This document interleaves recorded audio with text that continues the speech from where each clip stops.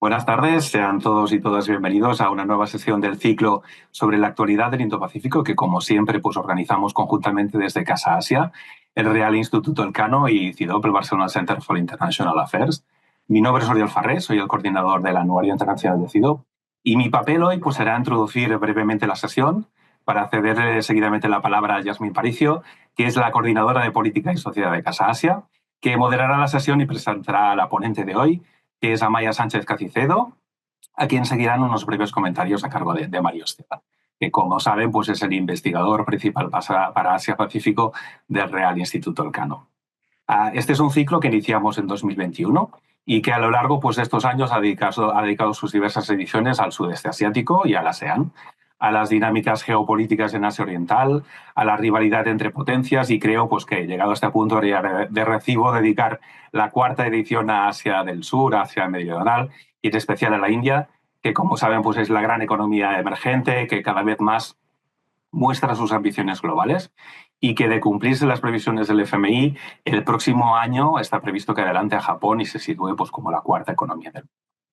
La India no es solo un actor económico, sino que es también pues, cada vez más relevante en términos geopolíticos, ya que aporta ese componente indo a la definición más geopolítica de la región asiática, la noción del Indo-Pacífico, y se desenvuelve pues, muy bien en la arena internacional, con una habilidad pues, muy poco común y que también pues, juega a partir de esta noción del multialineamiento, ¿no? Que es una noción promovida por el presidente Modi y que es la que le permite pues, jugar al mismo tiempo pues, una alianza firme con Estados Unidos y los países de la Quad, también presentarse como líder de Subglobal y como fundador de los BRICS y finalmente pues, hacer equilibrios también con una alianza, una relación firme con Rusia, que es el aliado estratégico para muchas de las áreas importantes para la India. A este ejercicio de interpretación de la India lo iniciamos el pasado martes con una primera conferencia de este ciclo que fue a cargo de Javier Gil Pérez. En ese caso, Javier se centró más en las dinámicas internas de la India y cómo influyen un poco en las relaciones internacionales del país. Cerraremos este ciclo pues, con una conferencia final que tendrá lugar el día 17 y que estará dedicada mucho más a cómo la India se mueve entre estas grandes potencias. Hoy, esta segunda sesión pues, se centra mucho más en la relación entre la Unión Europea y la India, un tema que es tremendamente clave y que presentará pues, Amaya Sánchez Cacicedo. Yasmín Paricio será la moderadora de esta sesión. Me gustaría pues, darle la palabra y que Yasmín pues, pueda introducir un poco cómo será la dinámica y también a la ponente de hoy. Yasmín, si te parece, pues retomas la sesión a partir de aquí.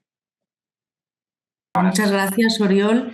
Y nada, simplemente explicaros, ahora daremos la palabra a Amaya Sánchez Cacicedo, la presentaré y posteriormente Mario Esteban del Instituto Real Elcano pues dará unas palabras de comentarios, ¿no? Os animo desde aquí a formular preguntas, hemos habilitado un chat y bueno, pues las moderaremos desde aquí. Y nada, simplemente gracias a Maya, gracias Oriol, gracias Mario y gracias a todas las personas asistentes. Hay más de 100 personas inscritas, así que es todo un éxito. Y permíteme, Amaya, presentarte. Amaya Sánchez Cacicedo es coordinadora académica del Global Policy Center del IE University en Madrid, también analista senior del Asia Program del Institut Montaigne en París y anteriormente ha sido analista no residente para el sur de Asia en el Instituto Europeo para los Estudios de Seguridad. Además, Amaya contribuye al análisis de seguridad y política exterior de países del sur de Asia, con un énfasis en la India, además de aspectos geoeconómicos y de seguridad en el Océano Índico. Adicionalmente, Amaya sigue de cerca las relaciones entre la Unión Europea y los poderes emergentes. Tiene también un máster en Relaciones Internacionales de la Georgetown University y completó su doctorado en la School of Oriental and African Studies, la SOAS, y culminó en su libro Building States, Building Peace, Global and Regional Involvement in Sri Lanka and Myanmar, en Palgrave Macmillan, en el 2014. Amaya ha impartido cursos a nivel universitario en el ámbito de paz y resolución de conflictos, de seguridad internacional, además de las relaciones internacionales del sur de Asia en el IE University, SOAS y la Universidad de Zúrich. También ha trabajado para la Agencia de Naciones Unidas para los Refugiados, ACNUR, en Costa Rica, Kenia y Sri Lanka. Bueno, es un placer, Amaya, profesional y personal poder escucharte hoy y estamos todos deseando bueno, conocer todo lo que nos tienes que contar. Así que tienes toda la palabra. Muchas gracias. Bueno, muchísimas gracias, Yasmín. Gracias a todos. Espero que me oís todos bien, ¿verdad? Importante. Perfectamente. Bueno, gracias por supuesto a Casa Asia, Real Instituto Elcano y CIDOB por la invitación. Es un honor, un placer y espero no extenderme excesivamente. Si es el caso, por favor, Mario, tienes todo el derecho a interrumpirme, ¿vale? Realmente la ponencia de hoy, como bueno, Oriol ha mencionado un montón de los puntos así brevemente que yo voy a tocar, pero realmente lo que quisiera es hacer una especie como de, digamos, una visión muy, muy, muy global de la evolución, la relación bilateral entre la India y la Unión Europea. Entonces, así como para empezar, quisiera lanzar mi argumento, que es que la relación entre la Unión Europea y la India pretende elevarse a un nivel mucho más geoestratégico del que ha tenido hasta ahora. Y de hecho, la relación bilateral entre la India y Estados Unidos, digamos que es una especie como de faro, ¿no?, que pretenden seguir, dado que hay muchísimo potencial por explotar, sobre todo a nivel tecnológico, también a nivel de seguridad, en sectores que se consideran como de uso dual, teniendo en cuenta que el énfasis de la relación ha sido más de tipo comercial. Entonces, bueno, en base a esto, que es un poco mi argumento principal, la presentación la voy a estructurar en torno a tres, digamos, enfoques principales. Voy a empezar por contextualizar la relación en cuanto a los cambios en el orden mundial actualmente. Voy a seguir enfocándome en la creciente importancia del Indo-Pacífico como centro de gravedad para ambos actores. Y finalmente, y de forma más, digamos, puntual y dada la coyuntura actual, voy a contextualizarlo dentro a nivel geopolítico y geoestratégico, teniendo en cuenta el inicio de la guerra en Ucrania en 2022, la creciente alianza sino-rusa y la inminente llegada de Trump al poder en Estados Unidos. Entonces, para empezar, y esto es un poco obvio, pero lo considero importante, quisiera hacer una especie como de snapshot. Y mi idea realmente es, bueno, mostraros cómo se posicionan ambos actores, ¿no? Entonces, como ha mencionado Oriol, en cuanto a influencia económica, la India es un poder emergente, actualmente es la quinta economía mundial en ascendencia, es decir, aspira a llegar a ser la tercera economía mundial en pocos años. El caso de la Unión Europea no es diferente en el sentido que es el tercer bloque comercial global, teniendo en cuenta que engloba un 15% del PIB mundial a nivel comercial, pero la trayectoria, perdón, es claramente muy diferente. Entonces vemos cómo la India tiene una tasa de crecimiento en el último cuatrimestre del 2024 de un 6,7%, con una proyección del 6,8% para el 2025, muy diferente a los datos de la Unión Europea, que son de un 0,9% en el 2024 y de 1,5% para el 2025. Entonces veis cómo realmente las trayectorias son básicamente opuestas, ¿no? Importante también a nivel de seguridad, dado que la India está invirtiendo mucho, bueno, y de nuevo quiere ir en ascendencia, es la cuarta potencia militar a nivel mundial, y su gasto en defensa, el porcentaje del PIB, actualmente es de un 2,4%, y más importante aún, y es lo que más quisiera resaltar en realidad, es este enfoque de autosuficiencia, con la idea del Make in India, es englobado en una estrategia más amplia que es Ahmadinejad Bharat, que es la idea de, como digo, autosuficiencia en distintos sectores, incluido en defensa. Entonces, esto de alguna manera es similar en el caso de la Unión Europea, pero como veis el porcentaje en cuanto a gasto de defensa es mucho menor, es del 1,3% para datos del 2022, aunque, como espero que sepáis, hay todo, digamos, un movimiento, una serie de estrategias a nivel europeo para incrementar el gasto común de defensa a nivel europeo en la estrategia de defensa europea. De hecho, el lanzamiento se produjo este mismo año, en marzo del 2024.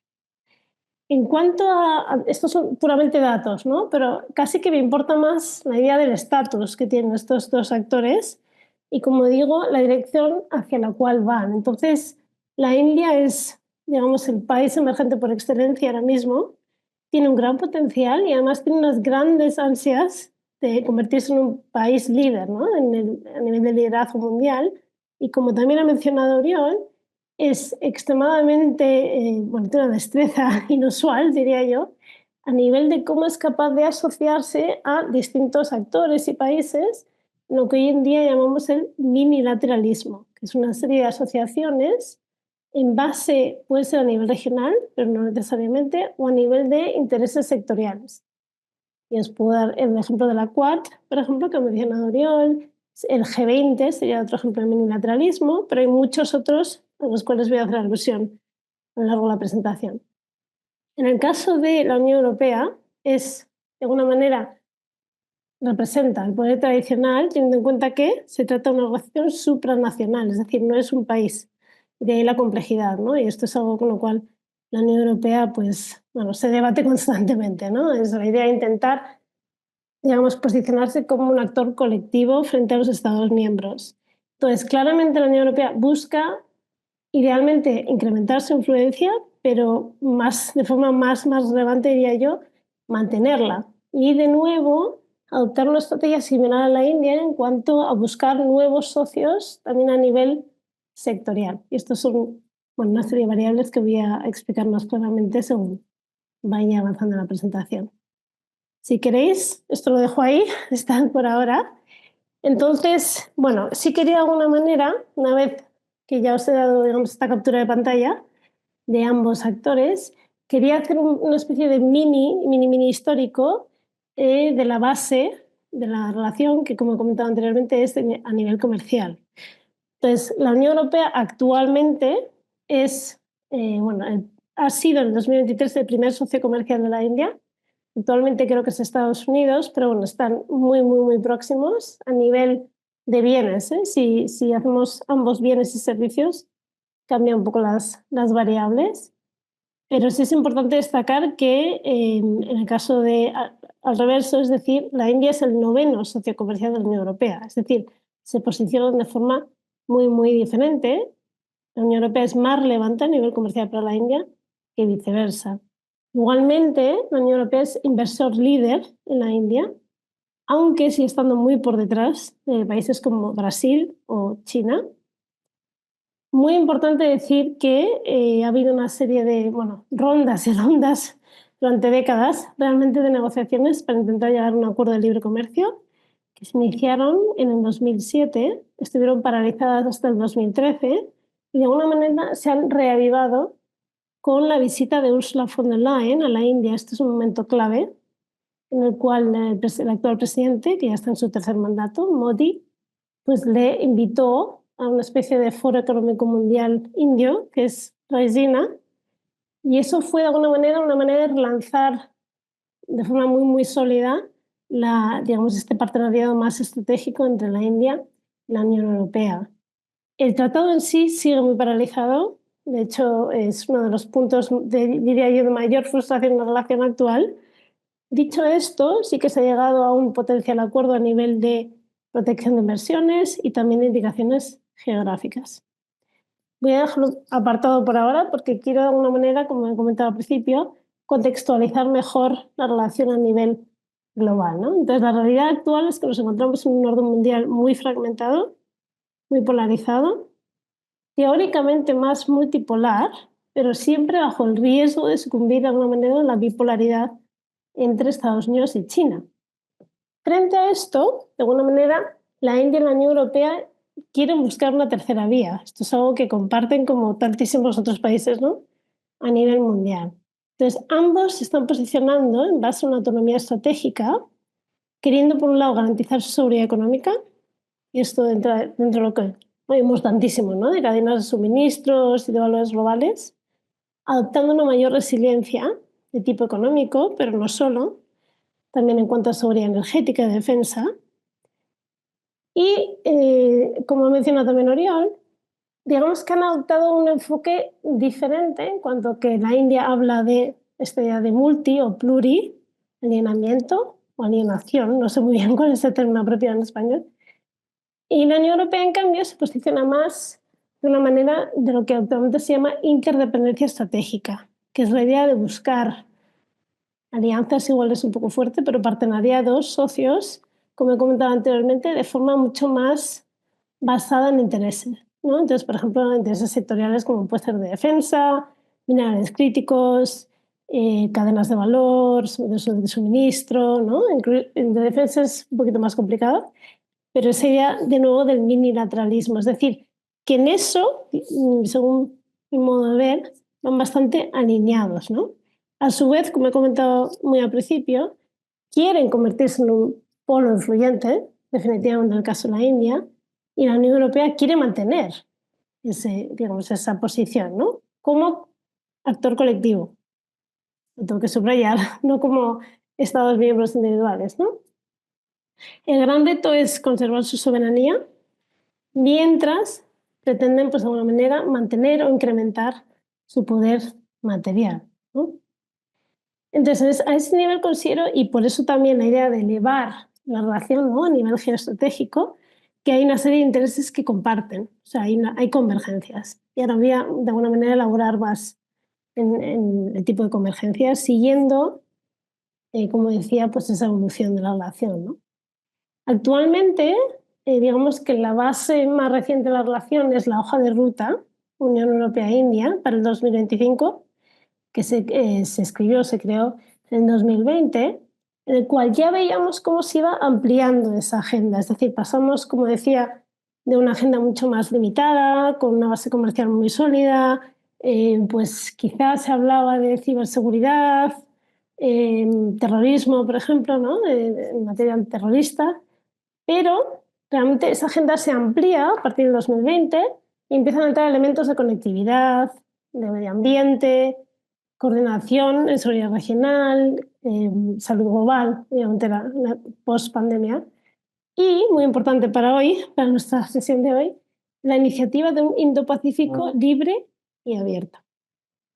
A esto le sigue, posteriormente, un partenariado para la conectividad de la Unión Europea y la India, que se gesta en mayo del 2021, y de nuevo se produce, como si dijéramos, todavía una ampliación mayor de la agenda, ¿no? Y ahí ya empiezan a entrar pues, en materia digital, materia de transporte y energía, flujo de personas, de bienes, de servicios, y empieza a incluir también, muy importante en el contexto en el cual nos encontramos, cooperación a nivel de regulaciones, bueno, por lo menos un intento, estándares y también intentar, y esto es fundamental para el Global Gateway, del cual hablaré más adelante, intentar también incentivar, digamos, una cooperación no solo de tipo pues, de ayuda a cooperación al desarrollo, como sería el caso históricamente, sino a nivel de incentivar acciones más de tipo de inversiones, combinando sector público y privado. Y ahí, por ejemplo, el Banco de Inversión Europeo está jugando un papel clave, no solo en el caso de la India en general, pero esta idea de una financiación mixta, creo que se llama, ¿no? Entonces vemos de nuevo cómo incrementa su interés en el aspecto tecnológico de la relación, incluyendo, y de nuevo subrayo, tecnologías críticas y emergentes, también tecnología verde, y esto es muy importante teniendo en cuenta la que se nos avecina con Trump, y potencialmente, bueno, veremos cómo se posiciona Estados Unidos en cuanto al acuerdo marco, ¿no? Del cambio climático de la ONU. Entonces vemos cómo la geopolítica y la tecnología empieza a tener una, digamos, relevancia cada vez más importante. De hecho, bueno, imagino que muchos habréis visto como esto en un montón de centros de estudio, incluso universidades, ¿no? Esta idea de la geopolítica y la tecnología se ha convertido en un tema pues clave, ¿no? Muy estratégico.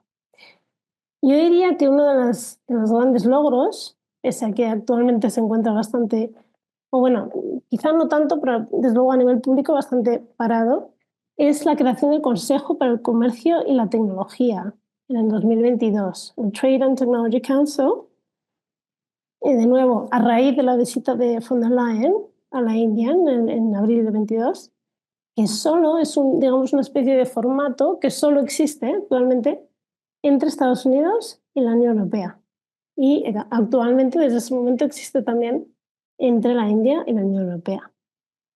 Entonces, dentro de este TTC hay 3 grupos de trabajo. Yo creo que esto es muy, muy indicativo, primero, de cómo se quiere consolidar la relación y segundo, de potenciales vías para avanzar a nivel más geoestratégico, como decía desde el principio, ¿no? El primer grupo de trabajo está fundamentado en tecnologías estratégicas gobernanza digital y conectividad digital.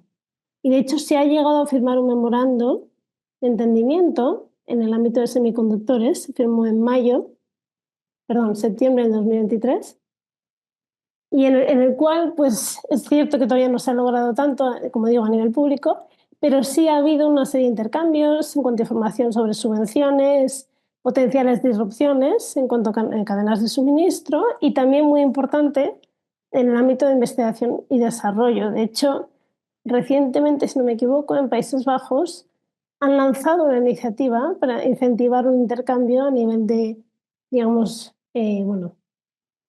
trabajadores muy cualificados, o sea, preparados para trabajar en el ámbito de semiconductores, en el cual se pueda, de alguna manera, crear un mercado más común, ¿no?, de intercambio.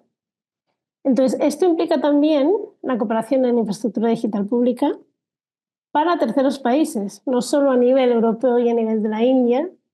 Y no sé si estáis al tanto, pero la India es líder, se ha convertido más bien en el líder en este sector. Y bueno, ha tenido un súper exitoso proyecto de transformación digital a nivel de su propio DNI, con 1,3 billones de indios teniendo acceso a un DNI digital, que es una especie de milagro, teniendo en cuenta las circunstancias del país. Y además también a nivel de cooperación en gobernanza de datos, que esto nos lleva de nuevo al tema de estándares y regulaciones, regulaciones en telecomunicaciones, temas de inteligencia artificial, 5G, 6G, y ya empieza a haber, de hecho, computación cuántica, empieza a haber, digamos, un avance más en temas más estratégicos más allá de ciberseguridad, por ejemplo, o solamente gobernanza en Internet. Eso en cuanto a ese grupo de trabajo. Hay otro grupo de trabajo en tecnología verde, energía limpia. En este considero, como he comentado anteriormente, que se puede avanzar muchísimo más. Entonces ahí se están tratando temas, por ejemplo, como hidrógeno renovable, fuentes limpias, baterías para movilidad eléctrica. Y ahí sí se está avanzando en temas, por ejemplo, de modelaje del clima, biotecnología, teniendo en cuenta la agenda o no agenda de Trump a nivel medioambiental. Ahí, por ejemplo, se podría avanzar, yo diría, más quizá que en el otro ámbito, que está muy copado por Estados Unidos y la India, y es un tema que podemos debatir luego en la sesión de preguntas, si queréis. El tercer grupo de trabajo tiene que ver con el comercio, con inversiones y cadenas de valor resiliente. Entonces, bueno, acceso al mercado, intercambio de información sobre escrutinio de inversiones y también asuntos comerciales, ¿no?, más a nivel multilateral. Entonces, como decía, el TTC en realidad actualmente está un poco, por no decir bastante parado, pero considero, no en vano, que sigue siendo la mejor vía en cuanto a canalizar, ¿no?, esta idea de elevar el partenariado a un nivel más estratégico. La coyuntura actual me parece que es favorable, primero porque es el fin de esa hoja de ruta, es decir, finaliza el año que viene, con lo cual va a haber que generar una nueva hoja de ruta a la cual Ursula von der Leyen ya ha hecho alusión, de hecho en las orientaciones políticas que ella misma delineó en julio del 2024, o sea, este año, posterior a las elecciones al Parlamento Europeo. Ahí menciona la necesidad de crear una agenda estratégica para la India, y ahí ya, según estoy hablando, se está creando ya un grupo de trabajo para de alguna manera asesorar a la Comisión Europea en temas más estratégicos para dicha agenda frente a la India, ¿no? Entonces, con ocasión precisamente del 20º aniversario del Partenariado Estratégico, que tuvo lugar, digamos, se fundó ya hace 20 años, en 2004, ha habido recientemente, justamente en noviembre, otra reunión entre el Ministerio de Exteriores indio y el Servicio Exterior de Acción Europea en Bruselas, en el cual, una serie de consultas, en el cual, de nuevo, se han tratado temas, pues, de seguridad económica, transición verde, seguridad y defensa, migración, muy importante, movilidad también, pero también de conectividad, sobre el Global Gateway, y no lo he mencionado hasta ahora, es un megaproyecto de conectividad que se llama IMEC, sus siglas en inglés, que es el Corredor Económico de India, Oriente Medio, Europa, que pretende vincular el puerto de Grecia, actualmente con bastante dificultad, atravesando, básicamente Israel en este caso, Arabia Saudí, pasando por Emiratos y eventualmente llegando a la India. Es un corredor, digamos, con 3 tipos de transporte, a nivel digital y a nivel de energía. Pero bueno, es un poco para que veáis, digamos, que la intención, aunque esto yo creo que es un proyecto a medio y largo plazo, estamos hablando de 10 años, quizá no va a ocurrir inmediatamente, pero cómo hay un interés genuino en, de nuevo, elevar, ¿no?, esa ansia geoestratégica de la relación. Entonces, como este seminario, este ciclo se trata del Indo-Pacífico, quería resaltar obviamente la importancia específica, ¿no?, del Indo-Pacífico como un centro de gravedad para ambos actores. No solo para la India, que es parte implicada lógicamente aunque solo sea por motivos geográficos, sino también para la Unión Europea. Entonces, el Indo-Pacífico se ha convertido claramente en el escenario regional donde mejor se reflejan muchas de las tendencias a las que he aludido al principio de la presentación, ¿no? Entonces vemos claramente una creciente rivalidad entre China y Estados Unidos, donde los países más pequeños y también los poderes medios, es decir, no son solo los Bangladeshes o las Maldivas de este mundo, sino que también pues, Indonesia, Filipinas, Corea del Sur, Japón, ¿no?, de alguna manera deben intentar buscar esa tercera vía, ¿no?, frente a la presión que están ejerciendo pues, tanto Estados Unidos como China. Y hay algo que no he mencionado todavía, es esta idea, yo creo que esto fue de alguna manera una estrategia americana, occidental incluso, de dividir el mundo, pero específicamente creo que se vio muy claramente en el Indo-Pacífico, entre un marco de países afines, los like-minded countries, ¿no?, y los países no afines, los non-like-minded. E incluso en ese propio marco en el cual la India encajó dentro del like-minded, lo cual era muy conveniente, y es muy conveniente para Delhi, incluso en ese marco que se ha pretendido, que yo creo que cada vez es menos útil en realidad, incluso ahí la India ha conseguido de alguna manera transitarlo muy favorablemente, ¿no? Entonces, esta creciente rivalidad, ¿no?, entre los poderes de la región no tiene solo que ver con Estados Unidos y China, sino que también tiene mucho que ver con China y la India. Y aquí sí que quizá quería mostrar, no sé si se puede, la segunda diapositiva. Bueno, pues esta es una infográfica que realicé para el instituto sobre, bueno, el tema era Maritime Contestation en el Océano Índico. Y entonces vemos cómo claramente tanto China como la India se están posicionando estratégicamente. Yo hablo del Océano Índico, pero en realidad es prácticamente el Indo-Pacífico, ¿no?, porque llega hasta Australia, Singapur, y cómo se están posicionando a nivel de infraestructura crítica, a nivel de puertos, a nivel de presencia naval, muy importante. E incluso, no sé si lo veis abajo a la derecha, si queréis podemos compartir estas diapositivas también, vemos cómo en cuanto a suministro, ¿no?, proveedores de armas, también hay una batalla claramente entre China, India y Estados Unidos, ¿no?, de convertirse en los mayores suministradores, proveedores de armas para los distintos países claves de la región. Entonces vemos como, por ejemplo, China es líder en su principal proveedor de armas para Pakistán, para Tailandia. En el caso de Estados Unidos es para Indonesia, para Sri Lanka y para Emiratos, y la India para Maldivas, ¿no? Pero veis que hay una especie como de batalla en cómo se posicionan, y creo que es muy ilustrativo, ¿no?, de la situación actual que se vive en la región. Entonces, bueno, sigo explicándoos. Veo que ya voy por 35 minutos, con lo cual voy a intentar ser más breve.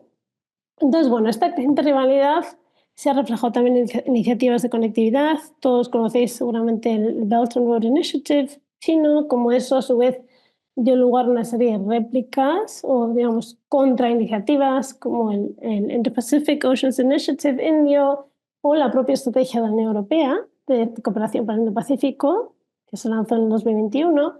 Y de nuevo, esto lo comentaba anteriormente, este crecimiento exponencial de iniciativas unilaterales. Antes no he entrado tanto en detalle, pero creo que ahora sería interesante, por ejemplo, mencionar la Quad, que ya he mencionado a nivel de seguridad, ¿no? No es una alianza, porque la India es anti-alianzas, pero sí es una especie como de asociación entre Japón, Estados Unidos, Australia y la India, que cada vez está más involucrada en un mayor número de sectores, incluido tecnologías críticas y emergentes.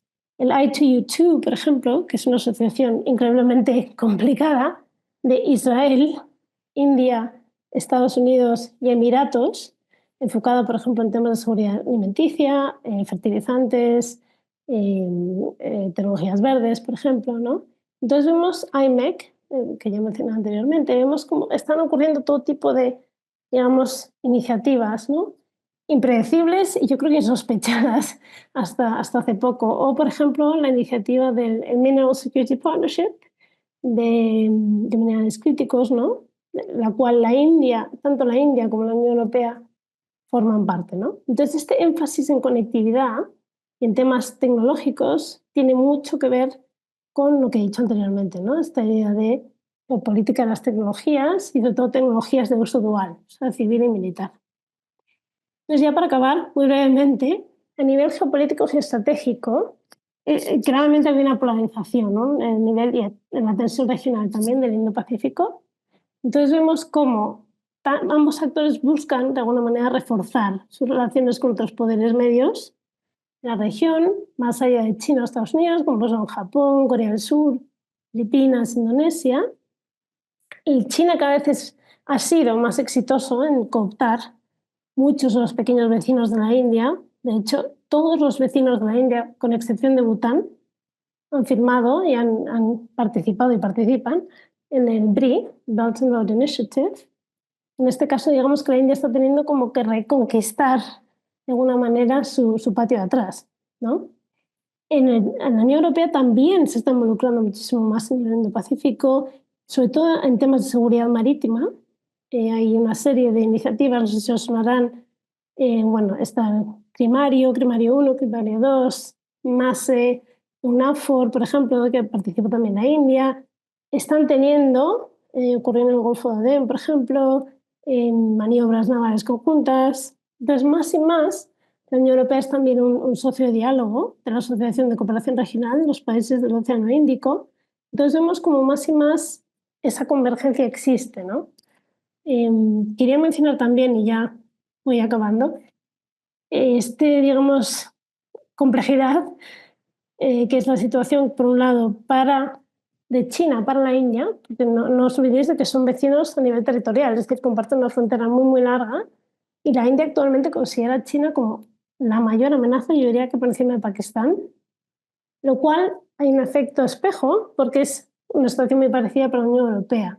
Yo creo que ahí, entre ambos, hay una especie como de complejidad y de alguna manera falta de entendimiento en cuanto a vulnerabilidad compartida, ¿no? Dado que de alguna manera Rusia es para la Unión Europea lo que China es para la India. Este es un tema que es muy recurrente, ¿no? Y sale mucho y creo que estaría muy bien que ambas partes lo reconocieran más públicamente y de alguna manera pues se posicionaran de forma, digamos, no creo que vayan a llegar a un acuerdo porque la Unión Europea, por ejemplo, está muy molesta con la falta de posicionamiento de la India en cuanto a la invasión rusa de Ucrania y en gran parte por la relación rusa de Rusia, perdón, con la India, podemos hablar de esto posteriormente, pero sí que tendría que haber como una especie de conocimiento más abierto de esta situación.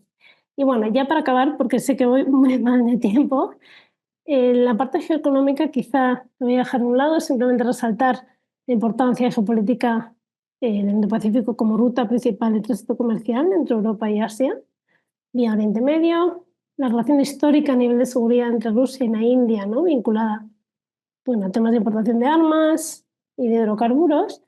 Y volviendo al tema de la alianza sino-rusa, ahí sí veo una convergencia muy clara y es que para ambos no es deseable. Es decir, a Bruselas no le interesa ese acoplamiento entre China y Rusia porque no quiere condicionar su dependencia de China frente a su resistencia a Moscú. Igualmente, a Nueva Delhi tampoco quiere que su dependencia de Moscú se vea de alguna manera condicionada por el apoyo ruso, bueno, más bien el apoyo chino a Rusia en cuanto a, pues, a nivel económico y también de tecnologías de doble uso. Este es un tema de gran preocupación para los indios, ¿no?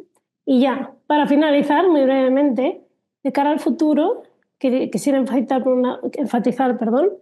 que hace falta trabajar más, ¿no? En esta tercera vía conjunta, una multipolaridad más ordenada, el enfoque geoestratégico que mencionaba desde el principio, que incluye tecnologías críticas emergentes, pero también la idea de que va a haber que negociar y estar listos para negociar regulaciones y estándares del mercado doméstico para poder avanzar a nivel bilateral. Y esto ha sucedido, está sucediendo entre Estados Unidos y la India, y creo que es un punto muy importante. Hay mucho que se puede hacer todavía a nivel digital, a nivel de tecnología verde, y yo diría que se puede marcar incluso bajo el paraguas del Global Gateway. Y en el ámbito de la movilidad, y esto es algo que los indios quizá enfatizan todavía más que los europeos, se puede facilitar mucho más, ¿no? Esa movilidad de trabajadores pues, cualificados, permitir más movimientos, de alguna manera actualizar el régimen de visados. Y he puesto el ejemplo anteriormente de Países Bajos, ¿no? En el ámbito de semiconductores, como uno más entre los ámbitos en los cuales se podría incrementar esa cooperación. Voy a parar aquí porque creo que he hablado demasiado. Muchísimas gracias, Amaya, por tu exposición y por compartir tu conocimiento en esta breve cápsula, que la verdad nos hemos quedado con ganas de más, pero el tiempo es el que hay. Y nada, a continuación, Mario Esteban, que es el investigador principal para Asia del Real Instituto Elcano, pues hará los comentarios, y aprovecho para animar a las personas asistentes a realizar preguntas por el chat. De nuevo, gracias, Amaya. Mario, cuando quieras. Muchas gracias, Yasmín, y muchas gracias también a Maya. Me sumo, ¿no?, los agradecimientos por la ponencia, ¿no?, tan interesante y además tan amplia, ¿no?, que ha hecho. Bueno, es verdad que no hay mucho tiempo, así que yo voy a ir como muy al grano, ¿no? Es decir, que no voy a plantear muchas cosas, pero voy a ir muy directo, ¿no? Es decir, y bueno, voy a intentar un poco, a lo mejor poner a Maya en una posición un poco incómoda para que se moje en algunos temas que creo que están como muy de actualidad, ¿no? Y es decir, o sea, creo que yo coincido plenamente, ¿no?, con lo que ha dicho ella. Creo que no hay mucha controversia sobre que estamos en un contexto geopolítico, ¿no?, que está favoreciendo un mayor alineamiento, ¿no?, entre la India y la Unión Europea, bien. Pero dicho esto, ¿no?, hay todo este debate sobre si hasta qué punto hay o no hay un agotamiento en la relación bilateral sobre la falta de cumplimiento de expectativas, ¿no? O sea, sobre si esta idea de, en Bruselas, ¿no?, hay mucha gente, ¿no?, que tiene esta visión de que India es un socio difícil, digamos, no es un partner difícil con el que negociar, ¿no? Y de hecho, por ejemplo, claro, Amaya ha dado algunos datos que apuntan en esa línea, ¿no? El acuerdo de libre comercio, bueno, pues seguimos dándole vueltas, ¿no? No parece que vayan en corto plazo, ¿no?, se vaya a concretar, pero es que es más, en junio del 22, ¿no?, como decía ella, se separan de esas negociaciones el acuerdo de protección de inversiones y el acuerdo de indicadores geográficos, y hasta donde yo sé, tampoco parece que se vaya a alcanzar un acuerdo en el corto plazo, ¿no? Y eso que ya se separaron las negociaciones para facilitarlas, ¿no? El Consejo, ¿no?, de Comercio y Tecnología, ¿no? También, como ha comentado Amaya, ¿no?, es muy prometedor. Estos tres grupos de trabajo, ¿no?, el de energía, o sea, energía verde, ¿no?, y tecnología verde, bien. Pero igual, ¿no? También parece que hay una cierta sensación, ¿no?, de que todo va muy despacio, ¿no?, que todo va muy difícil. Es cierto, ¿no?, que no nos interesa a ninguno, ni a Europa ni a India, esta alianza ruso-china, pero la receta para evitarlo es un poco la opuesta. O sea, es decir, la Unión Europea está priorizando, ¿no?, una estrategia de presión muy fuerte, ¿no?, de sanciones hacia Rusia, ¿no?, en relación a la guerra en Ucrania, y India precisamente está abogando por lo contrario, ¿no?, porque entiende que ese aislamiento internacional de Rusia lo que hace es echarla en manos de China, ¿no? Entonces, bueno, un poco, ¿no? Por un lado, ¿no?, sí que vemos todo este potencial y digamos que todo esto ahora converge en esta nueva comisión, ¿no? Bueno, pues como comentó antes también Amaya, ¿no?, esta reunión en noviembre, ¿no?, entre el Servicio Exterior Europeo, ¿no?, el Ministerio de Exteriores de India, y ahí un poco lo que se planteaba era, bueno, pues va a ser un poco tarea, ¿no?, de la nueva comisión el intentar dar un nuevo impulso político a la relación, ¿no? Entonces iba mi pregunta, ¿no?, para Amaya. Entonces, bueno, en ese contexto, ¿no?, de ese nuevo, ¿cómo ve ella, ¿no?, la posibilidad de ese nuevo impulso político? Es decir, vamos a seguir con esta idea de que India es un socio difícil, ¿no?, con el que las cosas, bueno, pues cuestan mucho más de lo que parecería, o realmente estamos en un momento en el que podemos esperar breakthroughs, ¿no? Porque, o sea, como avances sustantivos, ¿no? Bueno, pues motivados a lo mejor por las presiones de Trump, motivados por posibles cambios en la relación entre Rusia y Ucrania, motivados por lo que está sucediendo también en Oriente Medio, no sé. Es un poco ahí mi pregunta, ¿no? Y nada, de nuevo, pues muchas gracias. Buena pregunta, Mario. Efectivamente, o sea, la relación, sí, hay mucha frustración mutua. Yo creo que ha habido varias variables que lo han dificultado más. Creo que hasta cierto punto, sobre todo post invasión rusa de Ucrania, ¿no? Ahí la Unión Europea ha tenido, te diría, incluso excesiva paciencia con la India, sorprendente paciencia en cuanto al posicionamiento indio, ¿no? Lo cual refleja, y esto viene a, yo creo que a confirmar mi teoría, ¿no? Mi argumento, que la relación es increíblemente estratégica porque la India efectivamente no solo no se ha posicionado públicamente, sino que además, más allá de decir pues que está en contra de que haya un conflicto armado y que ¿no? quisiera que hubiera una solución pacífica, pero incluso ha incrementado su relación bilateral con Rusia, no solo a nivel de importación de armas e hidrocarburos, sino a nivel geoeconómico. Es decir, la India tiene mucho interés en el Oriente, en lo que se llama el Far East, ¿no? Ruso y en incrementar esa relación. No he entrado tanto en detalle a ese nivel, pero sí. Entonces yo creo que lo que salvaría de alguna manera sería, por un lado, que Bruselas se posicionara de forma mucho más a un mayor alto nivel. Es decir, yo creo que Bruselas ha estado y estará muy tan distraída con Ucrania, ¿no? Y tan ocupada de Ucrania, tan ocupada de China, que la India hasta ahora le ha relegado hasta cierto punto a un tercer lugar. Pero yo creo que la necesidad es cada vez más imperiosa precisamente porque Trump tiene el poder en la necesidad de esta tercera vía. Y segundo, porque la India es, queramos o no, o sea, a nivel geoestratégico es lo que se llama, ¿no? De China más uno, o sea, a nivel de desacoplamiento o reducción de riesgos, que es más la posición europea, ¿no? Frente a China, cada vez más, y esto surge en todos los debates que hay sobre bueno, en la relación bilateral, cada vez más, digamos, el centro de atención es China. O sea, el debate gira en torno a China, ¿no? De cómo se posicionan, de cómo tiene que haber un frente común. Entonces, creo que por un lado tiene que incrementar, digamos, ese posicionamiento europeo de decir, estamos por encima de Ucrania, estamos por encima bueno, Trump, y realmente la India es geoestratégicamente fundamental y nos tenemos que involucrar al más alto nivel, que ya está sucediendo, ¿no? Está en digamos, Ursula von der Leyen lo menciona específicamente, ¿no? Una estrategia frente a la India, ¿no? en sus orientaciones políticas. Entonces creo que eso tiene que ocurrir como ocurrió con von der Leyen en 2022. O sea, eso tiene que volver a ocurrir a un nivel más así de alto, eso por un lado. Y por otro lado, lo que creo es que es la realidad geopolítica, geoeconómica, geoestratégica. Es decir, es la mejor opción posible, que tiene una de las mejores, quisiera decir, aparte de Japón, aparte de Corea del Sur, ¿no? En la región, de posicionarse y de alguna manera hacer un contrapeso frente a la realidad china, que desde a mi modo de ver no va, digamos, la influencia china y las ansias de influencia no van a disminuir, ¿no? O sea, a medio y largo plazo eso se lo va a incrementar desde mi punto de vista.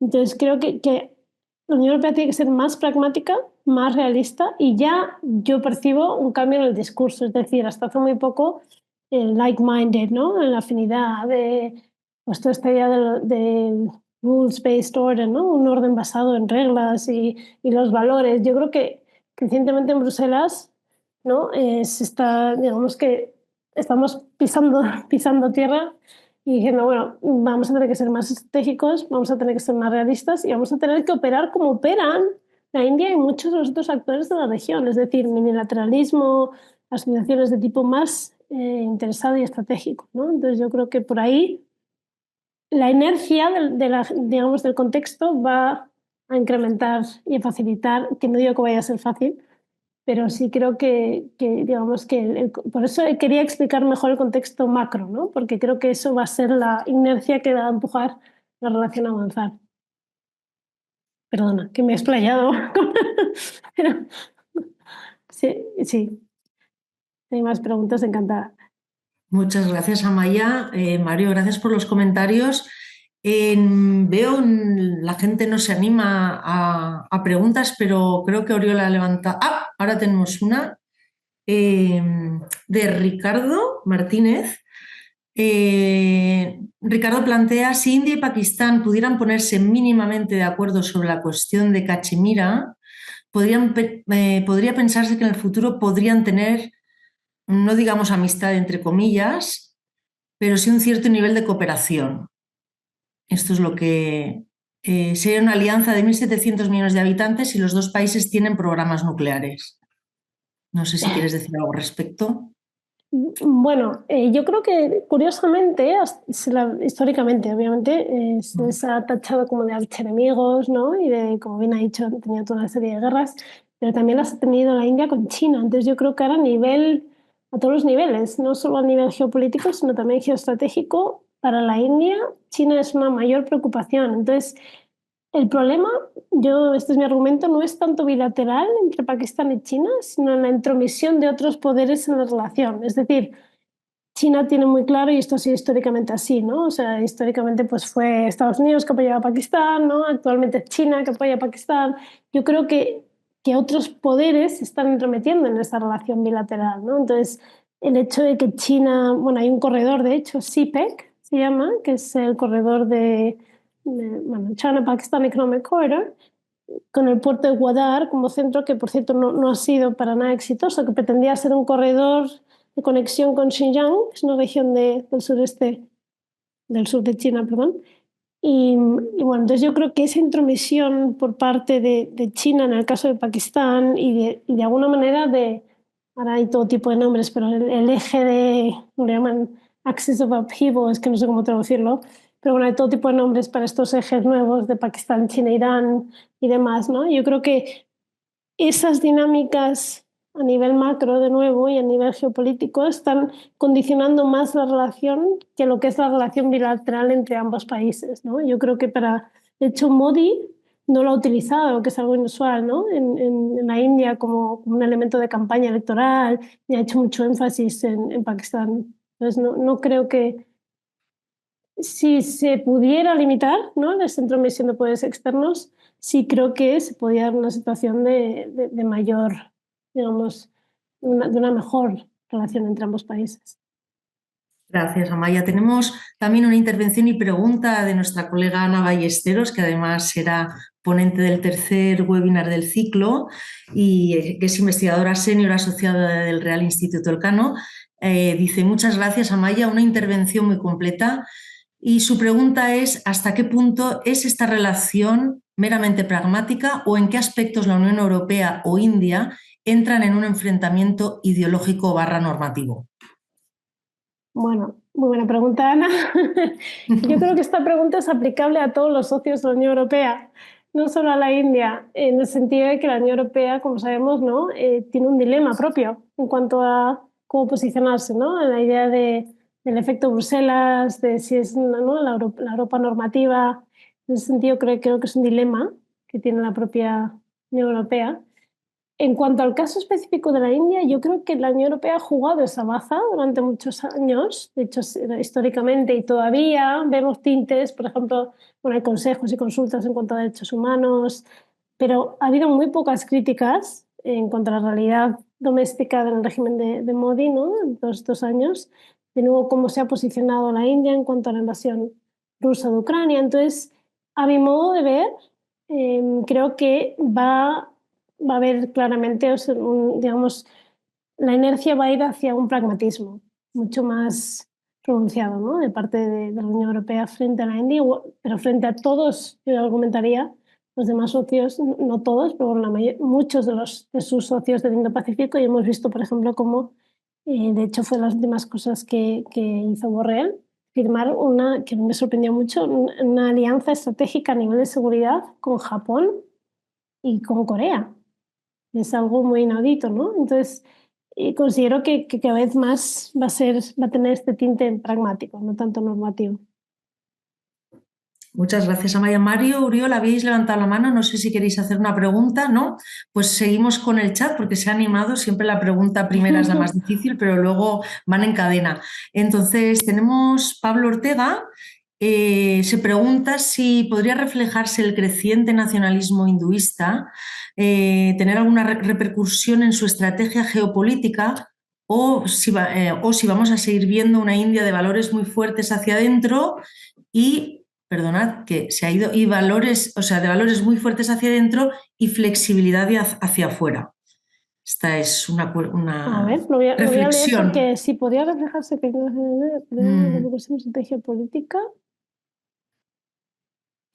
Bueno, yo creo que la India juega muchísimo con los valores tanto a nivel doméstico como a nivel externo. De hecho, cada vez más, ¿no? Y se están, digamos, yendo, bueno, primero el uso de términos hinduistas, ¿no? De tecnología incluso en sánscrito, ¿no? Y de las escrituras hindúes y demás.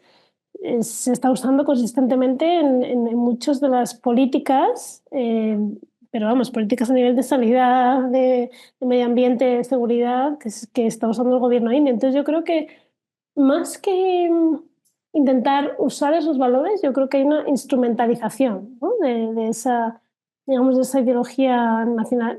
Es una combinación nacionalista hindú, nacionalista, para digamos, de alguna manera tener una identidad propia, ¿no? En un contexto geopolítico muy turbulento, donde la India, como he dicho, tiene ansias de liderazgo. Es decir, la India no quiere ser un poder más, quiere ser un poder líder, quiere llegar a ser un poder líder y además se ha posicionado como tal a nivel del sur global. Entonces yo creo que la India está instrumentalizando muy bien, de hecho, toda esa serie de valores, igual que hace con esta como dualidad de, ¿no? Que también lo ha hecho China, ¿no? De poder, economía en desarrollo, pero luego quiere ser una economía desarrollada, es decir, juega mucho con ese tipo de variables, ¿no? No sé si he contestado la pregunta. Yo creo que sí. Y no sé si es abusar, Amaya, quedan poquitos minutos, pero tenemos José Luis Rubio García, pregunta ¿qué papel podría tener el Pacífico latinoamericano en estas alianzas a través de España y la Unión Europea? Pues este es un tema bastante candente, diría yo. De hecho, justamente cuando estaba preparando la charla leía que la Unión Europea, India, bueno, también la Unión Europea ha firmado un acuerdo de libre comercio con Mercosur, ¿no? Entonces yo creo que la India, creo que pasa un poco como con China. No sé si creo que ve a España como un vehículo para llegar a América Latina. Es decir, tiene un interés geoeconómico, sobre todo, diría yo, en América Latina. Y de hecho esto, Ana también estuvo conmigo en la India hace un año y pico y lo vimos en el foro, ¿no? Que hubo de España-India, donde claramente hay un interés genuino por el español y también por todo lo hispano, ¿no? Entonces, en ese sentido, creo, como son los indios que considero que son bastante pragmáticos, creo que España es una vía hacia ese interés geoeconómico, no tanto. Bueno, es verdad que había una visita reciente de España, ¿no? Y en temas de seguridad, por ejemplo, sí creo que España es uno de los líderes dentro de la Unión Europea, junto con pues, Francia, Alemania y argumentaría, espérate, Italia quizás, nivel de seguridad de la India, en potencia, ¿eh? Pero yo creo que sí, España es la vía, no tanto el interés principal hacia América Latina. Muchas gracias, Amaya. Pues si te parece, formulamos la última y lo dejamos aquí para no tampoco abusar. Yo encantada. Bueno, pues Juan menciona, bueno, dice, te felicita, muy bien apuntado ese minilateralismo que pudiendo considerarse como ambiguo es una realidad que vemos en la política exterior de varios actores, Turquía, India, China, con la debilitación de los valores tradicionales y la necesidad de Europa u Occidente de evitar una posible triangulación con un bloque Rusia-China. Y pregunta, ¿qué políticas prácticas y narrativas deberían de ser lanzadas por Bruselas para crear lazos long term con India a nivel político, económico y social? Wow, pero eso da para otra ponencia. ¿Otra ponencia? Bueno, creo que lo he apuntado de forma así bastante rápida y superficial, pero a mi modo de ver pasa porque el tema de tecnologías críticas emergentes está ya muy copado por Estados Unidos, lo he mencionado y me encantaría ahondar más en ese tema, pero debería ser un monopolio, como quien dice. Entonces creo que, por ejemplo, a nivel de transformación digital, muchísimo potencial en cuanto a lo que he mencionado, ¿no? Infraestructura digital pública, que son pensamos en que esto es algo doméstico, pero la India ha firmado 10 memorandos de entendimiento con 10 países diferentes para replicar su modelo de infraestructura digital pública. Es decir, es algo exportable, ¿no? Y en el G20, cuando la India tuvo la presidencia del G20, ahí tiene una especie como de repositorio, ¿no? Donde tiene una serie, donde han participado Francia, Oman, distintos países, Singapur, creando una base de datos con ejemplos de plataformas y de iniciativas a nivel de infraestructura digital pública que se podrían replicar en otros países. Entonces creo que hay muchísimo potencial y eso está dentro del GTC, de hecho, no he mencionado. A nivel de tecnología verde, que además es ideal como contrapeso a China y como contrapeso a la potencial inactividad de Trump en ese sentido, ¿no? En la administración estadounidense. Entonces yo creo que en esos dos ámbitos y también a nivel de seguridad marítima. Creo que se está haciendo mucho y creo que hay muchísimo más que se puede hacer a nivel de economía azul, por ejemplo, a nivel de lo que se llama conocimiento no me sale en español, pero algo así como Maritime Domain Awareness, o sea, conocimiento del medio marítimo, creo que es como se traduce. Ahí hay muchísimo, de hecho los alemanes específicamente, bueno, los franceses ya hace tiempo que lo tienen bastante desarrollado, pero los alemanes lo mencionan específicamente en su nueva estrategia frente a la India, cosa que a mí me sorprendió mucho porque no considero a Alemania un poder marítimo, pero ellos quieren meterse mucho más de lleno en ese ámbito, ¿no? Entonces creo que ahí hay muchísimo por hacer, no solo a nivel de la India, del sur de Asia, sino también del litoral índico. Y he mencionado justamente, ¿no? ese aspecto, que creo que hay a nivel geopolítico y a nivel, como digo, de temas marítimos puramente, muchísimo por hacer. Muy bien, muchas gracias Amaya de nuevo y pues mira, lo vamos a dejar aquí, son las 7:02, hemos cumplido casi con el tiempo y nada, agradecerte de nuevo Amaya tu ponencia, que además creo que ha quedado un webinar muy completo con tu ponencia, las preguntas y las preguntas de los asistentes, tus respuestas como experta, que además es un gusto ver, ¿no?, esta facilidad y los comentarios por supuesto de Mario Esteban y la presentación de Oriol. Así que muchísimas gracias.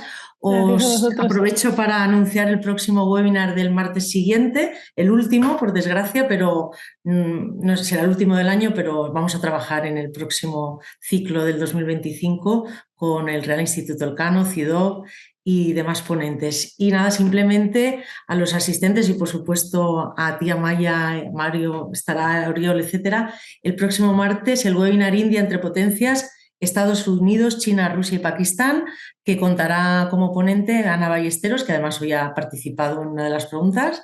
Así que, pues, si queréis asistir, solo hay que inscribirse y os enviaremos el enlace. Muchísimas gracias.